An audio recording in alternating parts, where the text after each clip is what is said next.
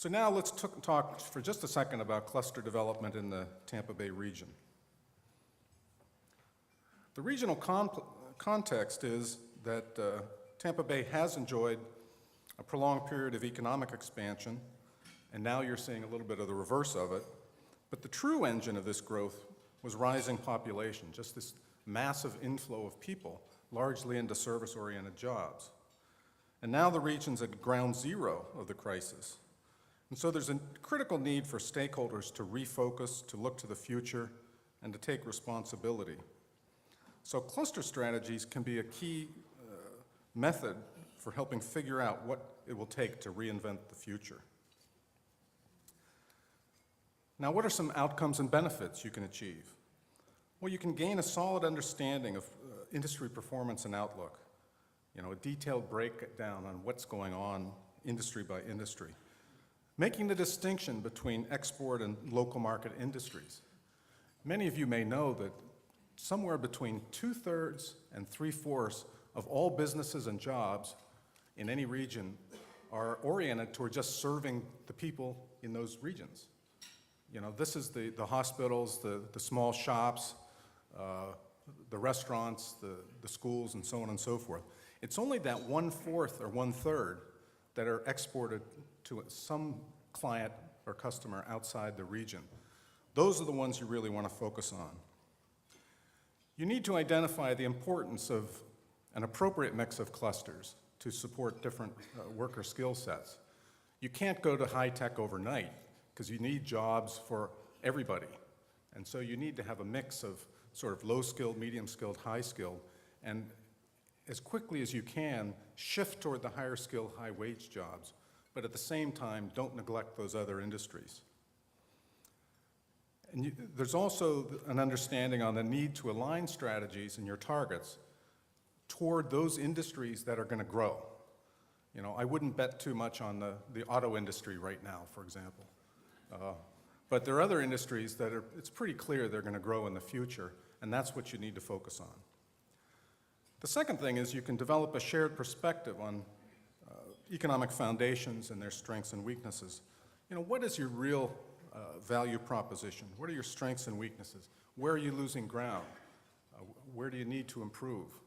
You have to deal with things like housing, like infrastructure, like education, and so on. And clearly, I think the partnership is on the right track because you can tailor the whole foundation strategy toward its key issues of innovation, human capital, infrastructure, and quality places. And finally, you can really build a consensus-based set of thrusts and initiatives to stimulate your economy. It's because local leaders and stakeholders come up with the answers. And you can follow a very simple four-question logic. Where do we stand now? Where do we want to go? How do we get from here to there? And how fast can we do it? The engagement of stakeholders in that simple four-question sort of gap analysis, whatever you want to call it, you know, it's really what leads to the very important solutions to issues you need to address. And it builds buy-in, legitimacy, and sustainability for the overall program. Now, I've looked very quickly at some of the clusters the partnership is pursuing, and as it develops its roadmap, it can consider identifying just a couple of different categories. You can rejigger these however you wish, but one way of looking at it is to have, for instance, some technology-driven activities, such as marine sciences or MEMS or life sciences or IT. There are other industries which are not as high-techy necessarily, but they're also exported. And by exported, it's not just internationally, it's also you're exporting your goods and services to clients outside of the Tampa Bay region. This would include financial services, medical services, tourism, logistics, and others. And then finally, you have key support industries. You saw that central level on the pyramid, and you want to have strong support industries such as business services or shared services.